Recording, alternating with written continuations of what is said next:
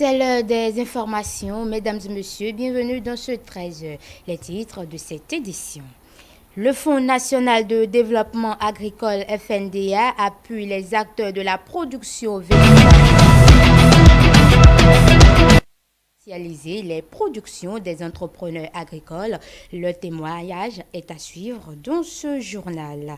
Démarrage ce 26 octobre à Paris de la semaine culturelle.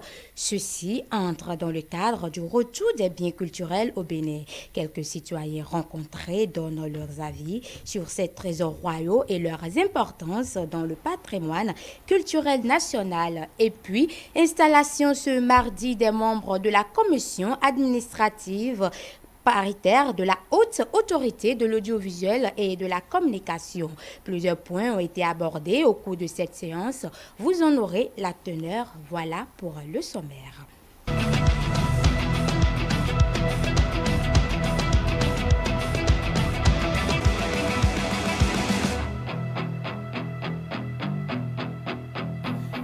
À nouveau, bienvenue à vous si vous nous rejoignez dans ce journal. Intensifier, accroître et mieux commercialiser les productions des entrepreneurs agricoles, c'est l'objectif visé par le Fonds national de développement agricole et ceci à travers un financement au profit des acteurs du domaine. Un appui qui réjouit à plus d'un titre les bénéficiaires. Jeanne Christelle Ounodje pour le point.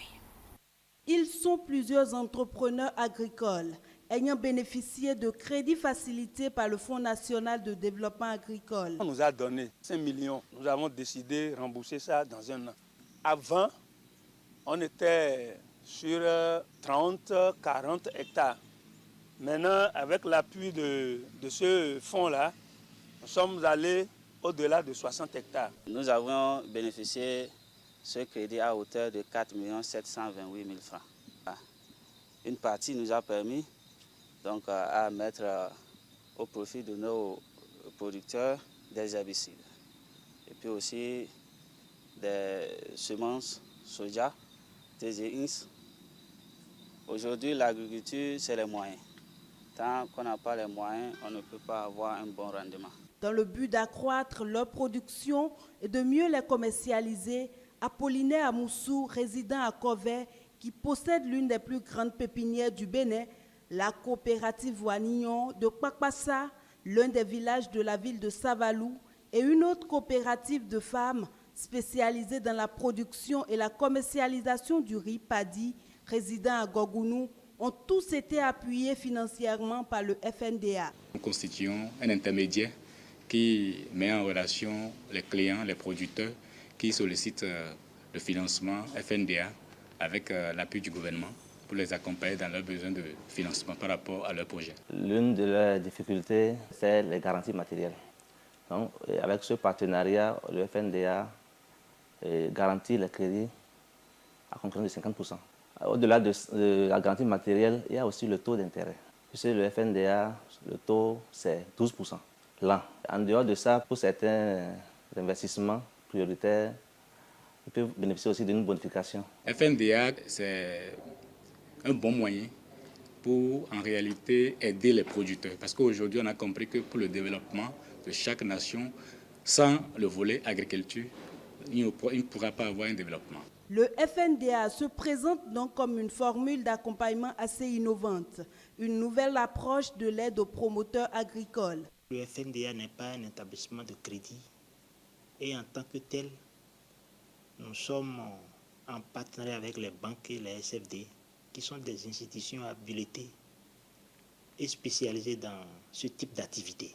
Donc nos promoteurs doivent développer des relations de confiance avec ces institutions, banques et SFD, pour se faire financer. Nous remercions le gouvernement béninois. On n'a jamais vu de pareil. Et nous souhaiterions et nous prions Dieu que ce gouvernement-là, que Dieu l'aide encore plus. Il faut rappeler que les prestations fournies par le Fonds national pour le développement agricole sous la direction générale de Valais Oussou, dans le cadre des facilités d'accès au financement agricole, sont proposées aux promoteurs qui exercent dans les filières prioritaires promues par les agences territoriales de développement agricole. Il s'agit entre autres des produits maraîchers, le coton, l'aquaculture, l'arboriculture fruitière, l'ananas, le soja. Le président de la Haute Autorité de l'Audiovisuel et de la Communication a procédé ce mardi 26 octobre à l'installation des membres de la Commission administrative paritaire. À l'ouverture des travaux de cette session, plusieurs points ont été abordés. Suivez. Nous sommes à la croisée des chemins et la HAC ne cesse d'innover en choisissant de donner à l'orientation syndicale une dimension nouvelle qui se fonde non seulement sur les revendications légitimes du personnel, mais aussi et surtout sur les mécanismes appropriés pour accompagner efficacement les travailleurs. Une innovation qui se poursuit avec l'installation des membres de la commission administrative paritaire et à l'ouverture des travaux de cette commission. La commission administrative paritaire, c'est un creuset de l'administration qui permet, que ce soit à l'administration et aux syndicats, de se rencontrer régulièrement, par trimestre, pour discuter des problèmes qui mènent l'institution. Notre mission est placée sous le signe de la réussite. Ils sont au nombre de 12 membres qui vont donner leur avis et suggestions sur l'élaboration et l'adoption du règlement intérieur de la commission, la prévention des conflits au sein de l'institution et la ponctualité et la présence au poste des agents. Vous évoquerez aussi et surtout la question de la sensibilisation du personnel et de tout usager dans le cadre de la lutte contre la pandémie de la COVID-19 à la présentation d'une preuve de vaccination ou d'un résultat PCR négatif datant de moins de 48 heures avant l'accès aux directions et services de notre institution. Les dossiers essentiels, notamment, c'est la rédaction du projet de règlement intérieur de la commission. Et ensuite, le deuxième dossier, c'est la prévention des conflits au sein de ce truc-là. Et le troisième dossier, c'est comment faire pour que les agents puissent venir au service à l'heure et qu'ils restent au poste. Au cours des travaux de la session ordinaire qui va durer 3 jours, des avis et des suggestions des membres de la commission administrative sur toute révision ou modification des textes portant régime juridique d'emploi du personnel, le tableau d'avancement de grade du personnel de la HAC, les avantages et récompenses accordés aux agents de l'institution et la sanction disciplinaire et la prévention des conflits sont attendus. Retour des biens culturels, et bien le Bénin reçoit bientôt ses trésors royaux. En prélude donc à cet événement de portée historique, une journée d'exposition s'est ouverte ce mardi 26 octobre 2021 à Paris au musée Quai Branly Jacques Chirac. Des conservateurs béninois ont fait le voyage afin d'organiser le retour de ces biens culturels. Reportage Stanislas Samoa. À des milliers de kilomètres du Bénin, c'est une journée historique qui s'ouvre au musée du Quai Branly Jacques Chirac à Paris. 26 œuvres d'art d'origine vont être restituées au Bénin. Ces trésors royaux d'Abomey reçoivent un dernier hommage à la faveur de cette exposition. Ces œuvres, alors en particulier les portes qui sont derrière moi, ou les trônes qui sont monumentaux, ou les statues, sont totalement atypiques dans l'histoire de l'art africain. Donc c'est des œuvres tout à fait exceptionnelles, déjà dans le domaine de l'histoire de l'art africain, et encore plus dans l'histoire de l'art mondial. Donc elles sont tout à fait singulières et uniques à ce titre. Des conservateurs béninois séjournent en France depuis plus d'une semaine dans le cadre de l'organisation du retour effectif de ces biens culturels. Ces œuvres sont d'une importance capitale pour la République du Bénin. Pourquoi? Ça fait plus d'un siècle que ces œuvres ont été déplacées de leur contexte historique. Je pense qu'il serait décent que d'autres pays qui détiennent des pièces africaines emboîtent le pas à la France. Le président français Emmanuel Macron s'était engagé en 2017 à restituer le patrimoine africain issu ou non des anciennes colonies et c'est en novembre 2020 qu'il a fait voter une loi pour permettre le retour effectif.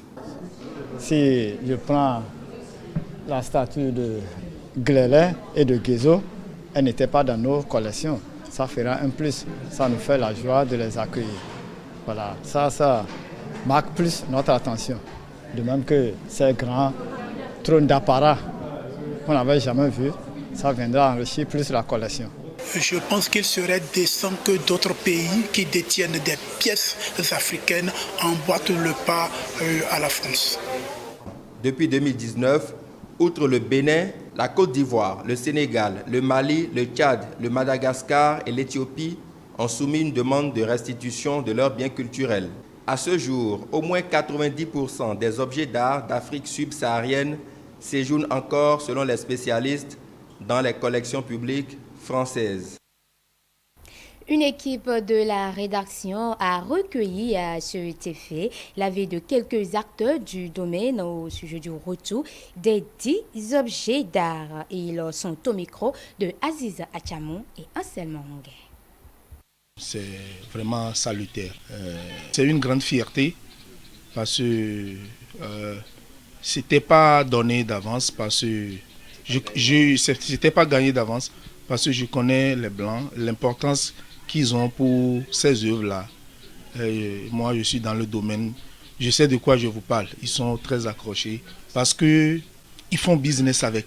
Je suis sûr qu'ils ont déjà prévu des endroits et les conditions dans lesquelles ces pièces vont rester. D'abord, je félicite cette intervention du gouvernement, la bonne diplomatie sur laquelle ils ont vraiment joué, jusqu'au point où ce projet aujourd'hui c'est en train d'être abouti, puisque présentement il y a une exposition qui se fait en France là-bas par rapport aux œuvres, et d'ici à là, ces œuvres vont revenir au pays. Ça, c'est un plaisir pour tout le pays, c'est une joie.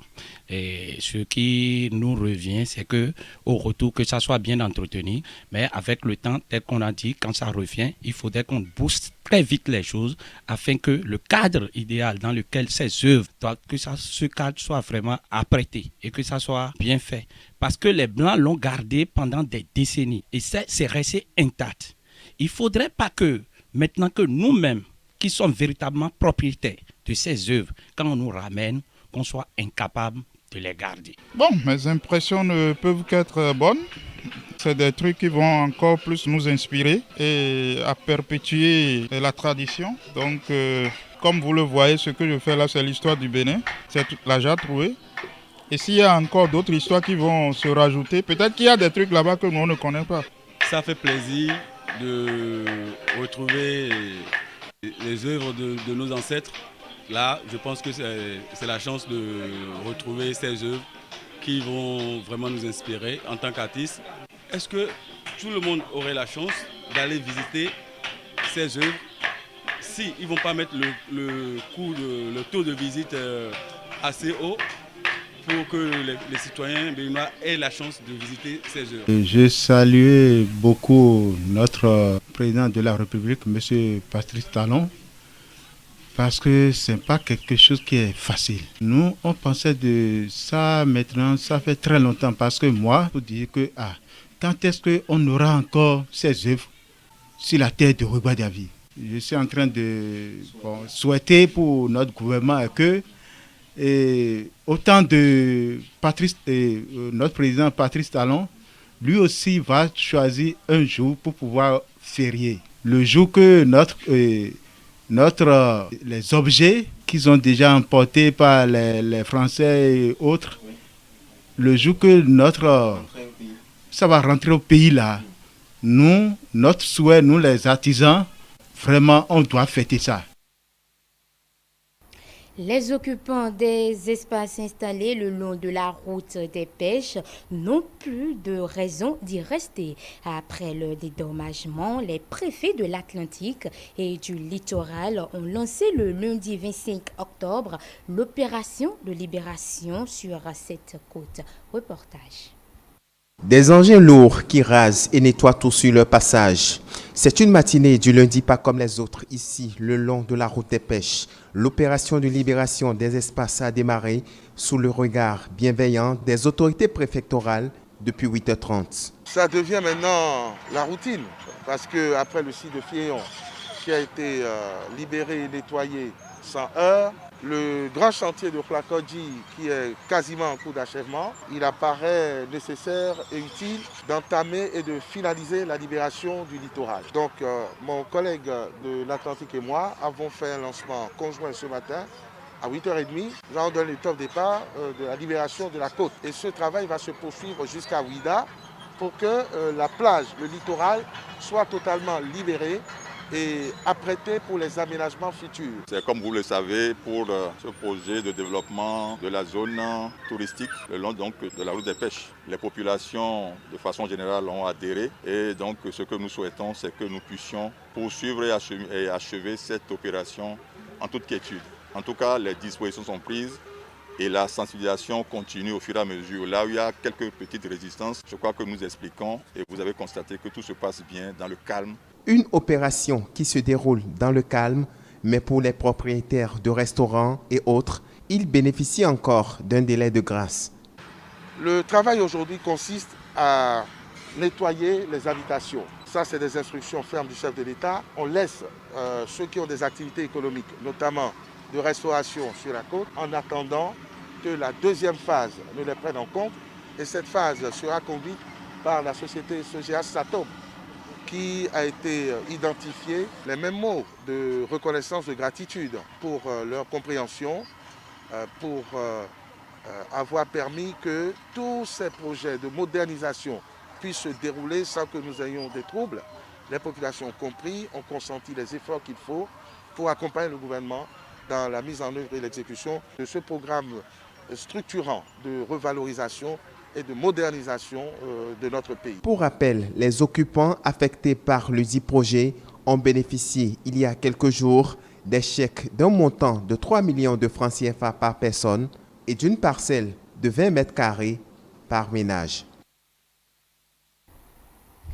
Mesdames et messieurs, c'est sur cet élément réalisé par Aziza Chamou que nous mettons un thème à cette édition. Merci de nous avoir suivis. Je vous rappelle que vous pouvez également nous joindre sur nos différentes plateformes digitales.